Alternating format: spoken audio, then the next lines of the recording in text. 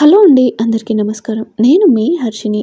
అందమైన ప్రేమ కథ రచించిన వారు లావణ్య శ్రీనివాసరావు గారు. ఈ సిరీస్ 5th ఎపిసోడ్లో ఏం జరిగిందో ఇప్పుడు చూద్దాం. అనుని గుడికి తీసుకెళ్ళమని అడుగుతుంది అంజలి. వాళ్ళతో చింటూ కూడా వెళ్తానంటాడు. ముగ్గురు అంజలికి చెప్పి బయలుదేరుతారు. రామ్ డ్రైవింగ్ చేస్తుంటే వెనక అను, ఇద్దరికి మధ్యలో చింటూ కూర్చుంటాడు. ఏ గుడికి అని అడుగుతాడు రామ్. బాబాగారి గుడికి అండి అని చెప్తుంది. మామ నాకు చాలా హ్యాపీగా ఉంది తెలుసా అంటాడు చింటూ. ఎందుకు మై హీరో అంటాడు రామ్. ఎందుకేంటి మాము, నువ్వు అత్తమ్మ ఒకేసారి వచ్చారు, ఇద్దరితో నేను ఫుల్గా ఆడుకోవాలిగా. అవును మాము, నువ్వు కూడా అత్తమ్మలా 10 రోజులే ఉంటావా అని అడుగుతాడు. లేదు మై హీరో, ఇంకా 2 years వరకు మాము ఇక్కడే అని చెప్తాడు. నిజంగా మాము, సూపర్, నీకులానే అత్తమ్మ కూడా ఇక్కడే ఉంటే ఎంత బాగుండో అంటాడు. నేను ఇక్కడే ఉంటే కాలేజ్కి ఎవరు వెళ్తారు మరి అంటుంది అను. ఇక్కడ ఉన్నాయి కదా అత్తమ్మ కాలేజ్లో, నువ్వు ఇక్కడికి వచ్చేయచ్చు కదా అంటాడు చింటూ. అవునా, నేను వచ్చేయను. అయితే ఒక పని చేద్దాం, నువ్వు అక్కడికి వచ్చేయి, అప్పుడు ఇద్దరం కలిసి ఆడుకోవచ్చు ఎంచక్క. అక్కడ రమ్య కూడా ఉంటుంది అని అంటుంది అను. నాకు రావాలని ఉంది, కానీ మమ్మీ డాడీని వదిలి ఎలా వస్తాను అత్తమ్మ అంటాడు.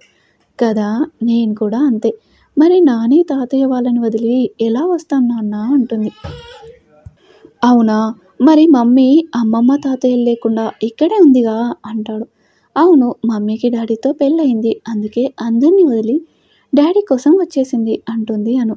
వీళ్ళు మాట్లాడుకునేలోగా గుడి వచ్చేస్తుంది. బైక్ దిగి ముగ్గురు నడిచి వెళ్తుంటారు. అను పూల కొట్టు దగ్గరికి కొబ్బరికాయ అవి తీసుకుంటుంది. చింటూ ఏదో ఆలోచిస్తూ వస్తుంటాడు.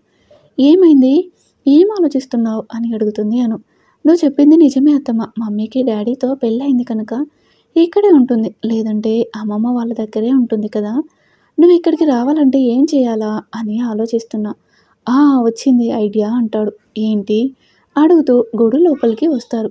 నీకు పెళ్ళి కాలేదు కాబట్టేగా నాని వాళ్ళ దగ్గర ఉంటున్నావు, అదే మామూతో నీకు పెళ్ళైతే నువ్వు ఇక్కడే ఉంటావుగా అంటాడు. సరిగ్గా అదే సమయంలో గుడిలో గంటలు మోగుతూ ఉంటాయి. ఆ మాటలకి ఇద్దరు ఒకేసారి ఉలిక్కిపడి ఒకరినొకరు చూసుకుంటారు. రండి అని చింటూ ఇద్దరు చేతులు పట్టుకుని తీసుకెళ్తాడు. లోపలికి వెళ్ళి దేవుని పూజ చేయించి నమస్కరిస్తారు. పిల్లలు దేవునితో సమానం అంటారు. నీ సన్నిధిలో మా చింటూగాడు చెప్పిన మాటలు నిజమయ్యేలా చూడు బాబా ప్లీజ్ అని ప్రార్థిస్తూ ఉంటాడు రామ్. బాబా అసలు ఏమీ అర్థం కావడం లేదు. రామ్ గారిని చూస్తే నా మనసు ఎందుకు ఇలా అయిపోతుంది. మా చింటూ కూడా అలానే మాట్లాడాడు, వాడు అలా మాట్లాడితే నాకెందుకు ఇంత సంతోషంగా ఉంది. ఒకవేళ రామ్ గారిని నేను ఇష్టపడుతున్నానా అని అనుకోగానే ఒక్కసారిగా తన ప్రశ్నలన్నింటికీ సమాధానం దొరికినట్టుగా ప్రశాంతంగా అనిపిస్తుంది అనుకి. వెంటనే రామ్ని చూస్తుంది. కళ్ళు మూసుకొని ఉన్నాడు. నాకే ఇలా ఉందా, రామ్ గారికి కూడా నేనంటే ఇష్టమేనా, ఎలా అయినా తెలుసుకోవాలి అని అనుకుంటుంది. పూజారి గారు ప్రసాదం ఇచ్చి ఇద్దరిని శీఘ్రమేవ కళ్యాణ ప్రాప్తిరస్తు అని దీవిస్తారు. అందరూ పర్మిషన్ ఇచ్చేస్తున్నారు. మన అను రామ్లకి వాళ్ళు ఎప్పుడు బయటపడతారో చూడాలి. ప్రసాదం తీసుకుని గుడి ఆవరణలో కూర్చుంటారు. అను రామ్ గారు అని పిలుస్తుంది. చెప్పండి అంటాడు. అది అది అని ఇబ్బంది పడుతూ ఉంటుంది. పర్లేదు చెప్పండి అంటాడు. అది సారీ అండి, నైట్ నేను అలా చేసి ఉండకూడదు అని అంటుంది. అయ్యో పర్వాలేదండి, మీరేమీ కావాలని చేయలేదు కదా అంటాడు. అది కాదండి, నేను గట్టిగానే కొట్టాను. మార్నింగ్ చూశాను, మీ వీపుపై ఎర్రటి మచ్చలున్నాయి. నిజంగా మీరని తెలియదండి, ప్రామిస్ అంటూ కళ్ళ నీళ్ళతో గొంతు పట్టుకొని చెప్తుంది చిన్నపిల్లల. అది చూసిన రామ్, అయ్యో ఏంటండి మీరు ఇలా, పర్వాలేదని చెప్పాను కదా, ప్లీజ్ మీరు కళ్ళు తుడుచుకోండి అంటాడు. వాళ్ళు ఏం మాట్లాడుకుంటున్నారో అర్థం అవ్వక ఇద్దరిని చూస్తుంటాడు. ఇంతలో వాడికి ఎదురుగా ప్రసాదంగా పులిహోర ఇవ్వటం కనిపిస్తుంది. అంతే, వాడు వెంటనే ప్రసాదం కోసం వెళ్తాడు. అను కళ్ళు తుడుచుకుని, రామ్ గారు మీరు నన్ను అండి అని పిలవకండి, అను అనండి చాలు అంటుంది. అయితే మీరు కూడా నన్ను రామ్ గారు కాదు రామ్ అని పిలవండి అంటాడు. అమ్మో, నేను మిమ్మల్ని పేరు పెట్టి ఎలా పిలుస్తాను, మీరు నాకన్నా పెద్దవారు కదా, నేను పిలవలేను అంటుంది. అయితే సరే, నేను మిమ్మల్ని అండి అనే అంటాను, ఓకేనా. అయ్యయ్యో వద్దండి. సరే ఒక పని చేద్దాం రామ్ గారు, అనను కానీ ఆఫీసర్ అంటాను ప్లీజ్ అంటుంది. తనని ఎక్కువ ఇబ్బంది పెట్టడం ఇష్టం లేక సరే అంటాడు. ఓకే ఫ్రెండ్స్ అంటూ చెయ్యి చాపుతుంది అను. సరే ఫ్రెండ్స్ అంటూ రామ్ కూడా చెయ్యి కలుపుతాడు. స్నేహితులుగా కలిసిన చేతులు చివరి వరకు కలిసి ఉంటాయో లేదో చూద్దాం. చింటూని పిలుచుకుని ఇంటికి బయలుదేరుతారు. ఇంటికి వెళ్ళి రామ్ స్టేషన్కి వెళ్ళిపోతాడు. చింటుగాడు వాళ్ళ మామ తెచ్చిన రిమోట్ కార్ని ఫ్రెండ్స్కి చూపించడానికి బయటికి వెళ్తాడు. వదిన మరదళ్ళు కిచెన్లో సెటిల్ అవుతారు. అను లేక ఇల్లంతా బోసిపోయినట్టుగా ఉంది కదా రాజీ అంటారు హైమ. అవునక్క, రోజు దాన్ని లేపి కాలేజీకి రెడీ పంపడానికి నేను పడే తిప్పలు, అది చేసే అల్లరి అలవాటైపోయాయి. ఈ ఒక్క రోజుకి ఇలా ఉంటే ఇంకా అది అత్తారింటికి వెళ్తే ఎలా ఉండగలమక్క అంటూ బాధపడతారు. ఊరుకో రాజీ, ఆడపిల్లలని కన్న వాళ్ళకి ఎప్పటికైనా తప్పదు, మనం అలానే వచ్చాం కదా అంటూ ఓదారుస్తారు. వాళ్ళ మాటలు విన్న అన్నదమ్ములిద్దరూ కూడా ఒకరినొకరు చూసుకొని మౌనంగా బయటకు వెళ్ళిపోతారు. ఇక బయటికి వెళ్ళిన చింటూ లంచ్ టైంకి వస్తాడు. ఈశ్వర్ కూడా లేచి ఫ్రెష్ అప్ అయి వస్తాడు. అందరూ వచ్చారు. రామ్ ఇంకా రాలేదని చూస్తూ ఉంటుంది అను. తినడానికి కూర్చున్న అంజలి, ఏమైందను, ఎవరి కోసం చూస్తున్నావు, దా కూర్చో అని అంటుంది.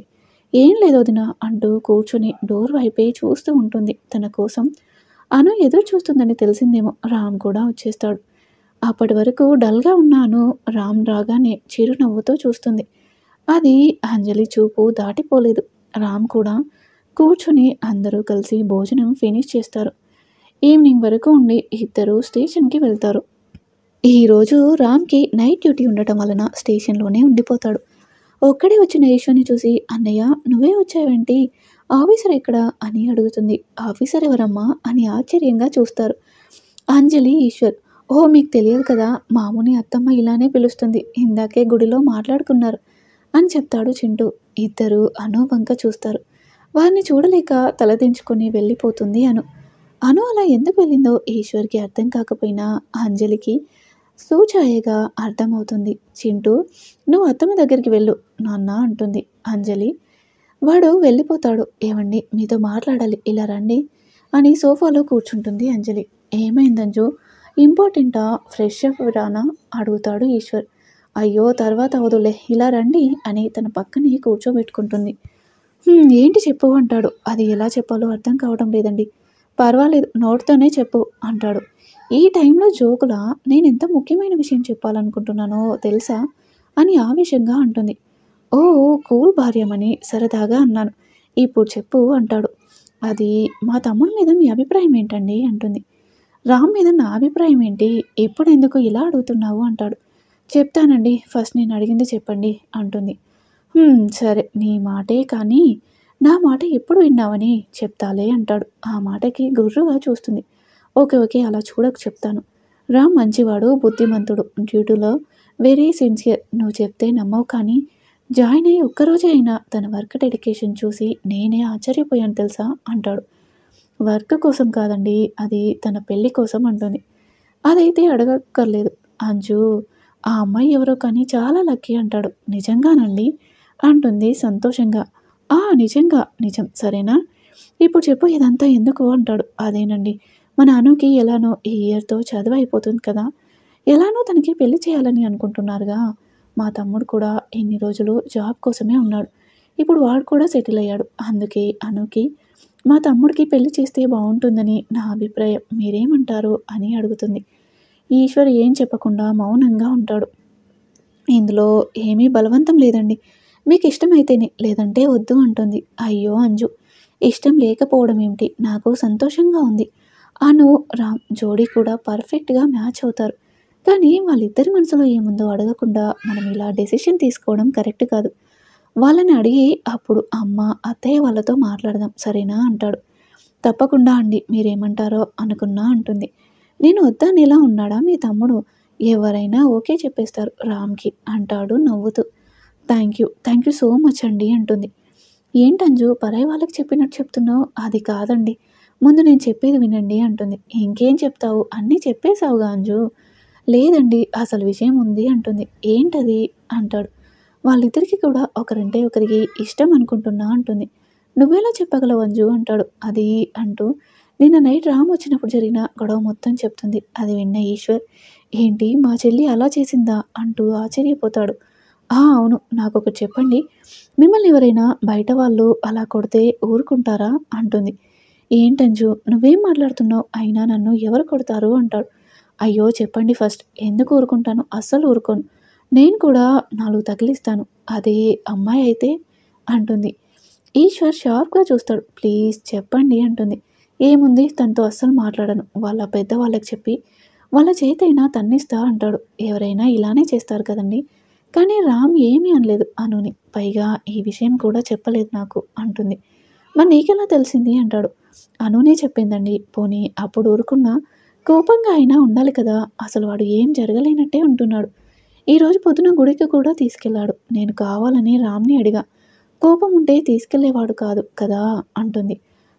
అది నిజమే, కానీ నీకెలా తెలిసిందో అది చెప్పు ముందు అంటాడు. అదే చెప్తున్నానండి. కోపం లేని చోట ప్రేమ ఉంటేనే కదా ఇలా ఉంటాం. లంచ్ టైంలో అనుని కూడా అబ్జర్వ్ చేశా. రామ్ రాకముందు డల్‌గా ఉన్న ఫేస్ రాగానే ఒక్కసారిగా సంతోషంగా మారిపోయింది. ఇప్పుడు కూడా రామ్‌నే అడిగింది. చింటూగాడు చెప్పగానే సిగ్గుపడుతూ వెళ్ళిపోయింది. అంటే తనకి కూడా ఇష్టమనే కదా అంటుంది. నువ్వు చెప్పింది నిజమే అయితే ఓకే. కానీ నా చెల్లెలు స్వయంగా నాతో చెప్పాలంజు. అప్పటి వరకు నువ్వేం ఫిక్స్ అయిపోకు సరేనా అంటాడు. సరేనండి. అసలు మీరేమంటారో అని చెప్పాను అంటుంది. ఓకే అంజు. ఇంకా 9 రోజులు ఉంటుందిగా అను. చూద్దాం ఏం జరుగుతుందో అంటాడు.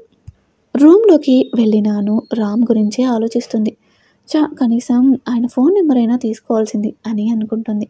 ఇంతలో తన ఫోన్ రింగ్ అవుతూ ఉంటుంది. స్క్రీన్ పైన రమ్య అని ఉంటుంది. అమ్మ బాబోయ్!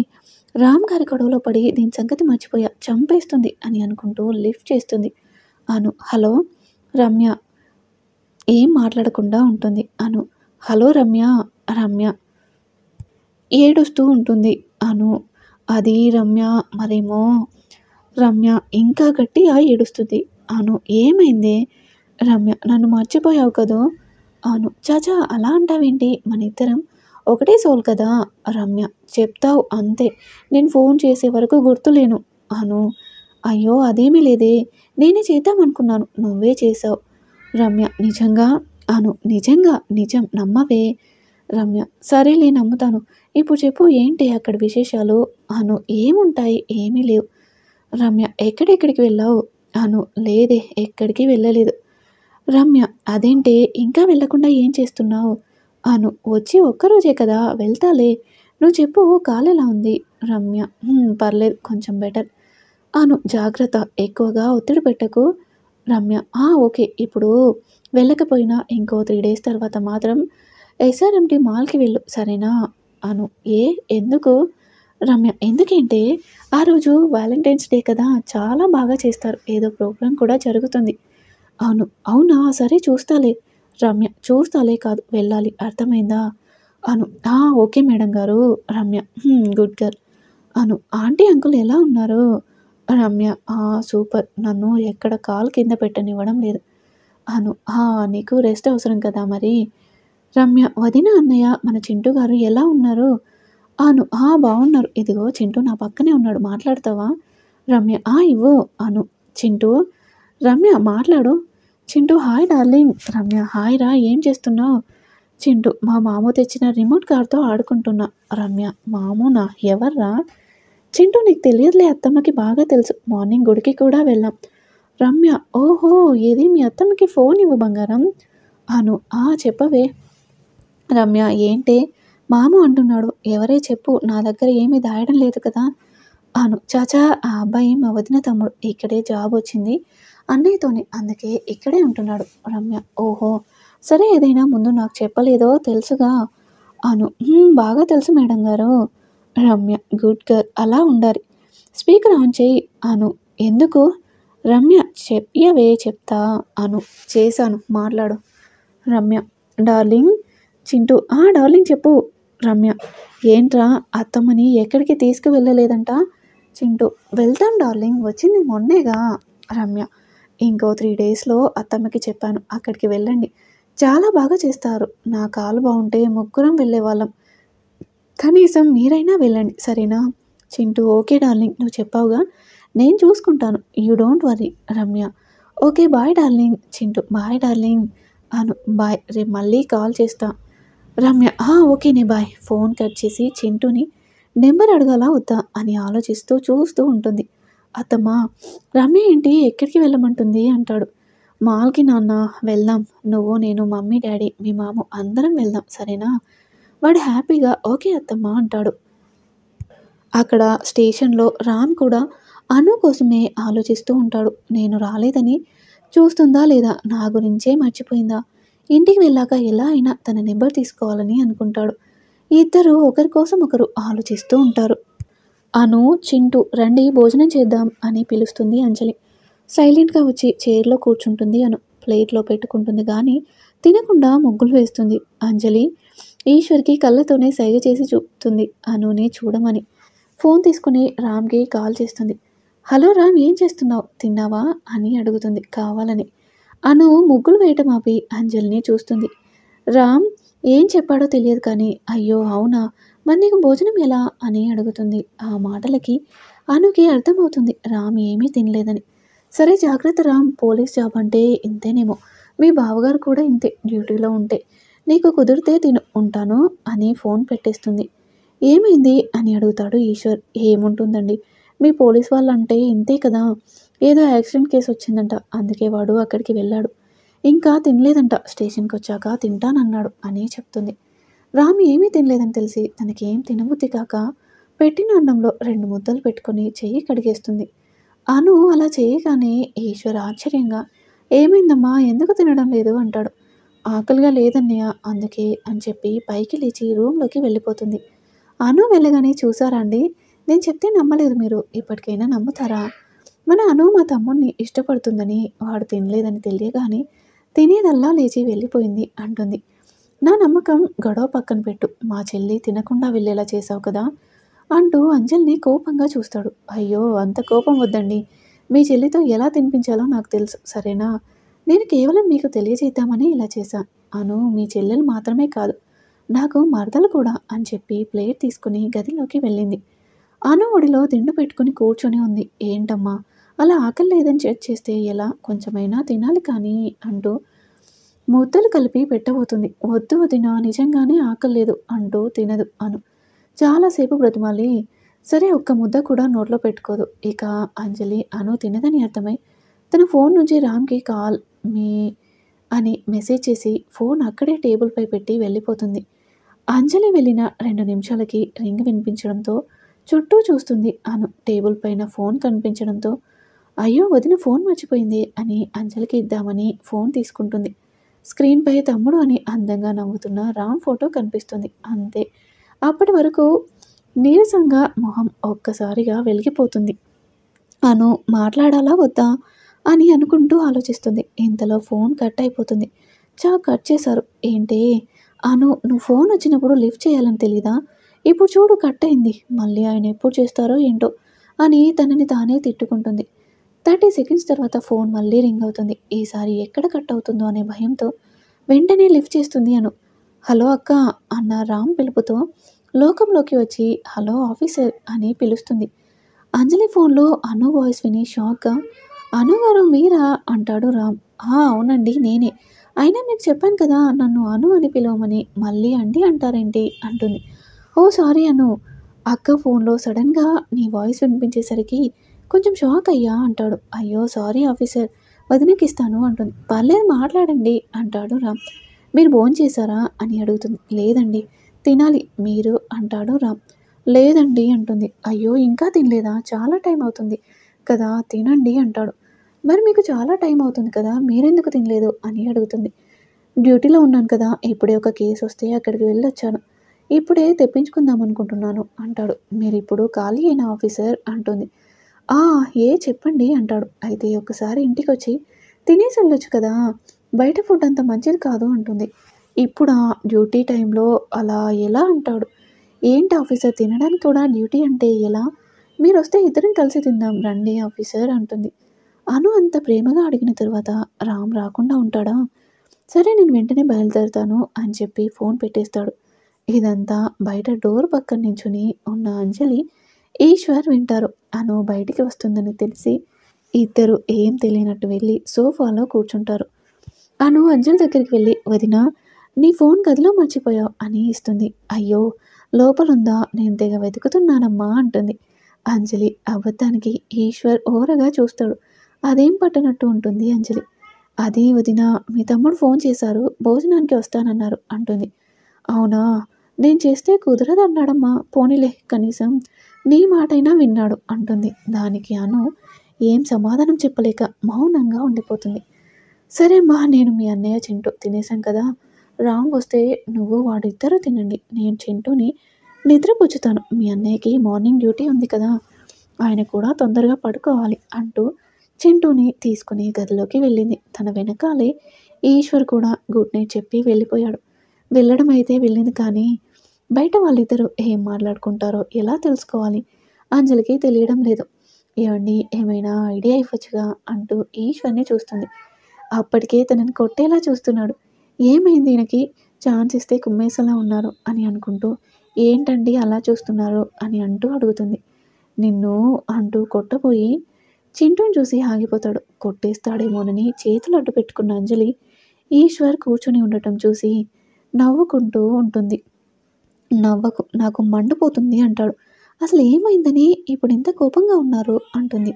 ఏమైందా, ఎన్ని అబద్ధాలు ఆడుతున్నావే, వామ్మో, నీకొచ్చిన చిన్న డౌట్తో వాళ్ళిద్దరిని నువ్వే కలిపేస్తున్నావు. ఇక్కదే ఇన్ని రోజులు నేను చాలా తక్కువ అంచనా వేశాను, బాబోయ్, చాలా జాగ్రత్తగా ఉండాలి నీతో అంటాడు.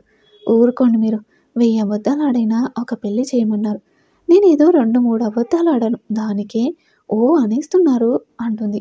ఏంటి 1000 అబద్ధాలా, అంటే వీళ్ళ పెళ్ళయ్యోలేగా నువ్వు ఇన్ని యాంగిల్స్ చూపిస్తావో ఏంటో అనుకుంటూ తల పట్టుకుంటాడు. ఈశ్వర్ని చూసి గలగలా నవ్వుతుంది అంజలి. ఈశ్వర్ వాళ్ళు లోపలికి వెళ్ళగానే అను ఫాస్ట్గా రూమ్లోకి వెళ్ళి నైట్ డ్రెస్ మార్చుకొని చుడీదార్ వేసుకుంటుంది. రామ్ వచ్చేలాగా అన్ని టేబుల్ పైన అరేంజ్ చేసేస్తుంది. కరెక్ట్గా ఉన్నాయో లేదో ఒకటికి 10 సార్లు చెక్ చేసుకుంటుంది. నిన్నటి వరకు ఒకరంటే ఒకరికి పరిచయం లేదు, కానీ ఈరోజు ఒకరి కోసం ఒకరు పడే ఆరాటం చూస్తే వాళ్ళకే నమ్మబుద్ధి కావడం లేదు. బహుశా ప్రేమంటే ఇంతేనేమో, అది ఎప్పుడు ఎవరిపైన పడుతుందో తెలియదు. అను తన ఆలోచనలలో ఉండగానే డోర్ బెల్ మోగుతుంది. బెల్ వినిపించగానే అను మళ్ళీ తనని తాను ఒకసారి చూసుకొని డోర్ ఓపెన్ చేస్తుంది. ఎదురుగా రామ్ అందంగా నవ్వుతూ ఉంటాడు. రామ్ లోపలికి వస్తాడు. ఇద్దరు డైనింగ్ టేబుల్ దగ్గరికి వెళ్ళి కూర్చుంటారు. అనునే వడ్డిస్తుంది. ఇద్దరికి ఒకరినొకరు చూసుకుంటూ ఉంటారు. ఇద్దరి మధ్య మౌనం. ఏం మాట్లాడాలో, ఎలా మాట్లాడాలో ఇద్దరికీ అర్థం కావడం లేదు. మనం కూడా వాళ్ళని రేపటి వరకు అలానే వదిలేద్దాం, అప్పటికైనా మాట్లాడుకుంటారేమో చూద్దాం. తర్వాత ఏం జరిగిందనేది నెక్స్ట్ ఎపిసోడ్లో చూద్దాం. ఈరోజు ఎపిసోడ్పై మీ అభిప్రాయాన్ని తప్పకుండా తెలియజేయండి. అలాగే మరిన్ని ఇంట్రెస్టింగ్ స్టోరీస్ కోసం ప్లీజ్ మా ఛానల్ని తప్పకుండా సబ్స్క్రైబ్ చేసుకోండి.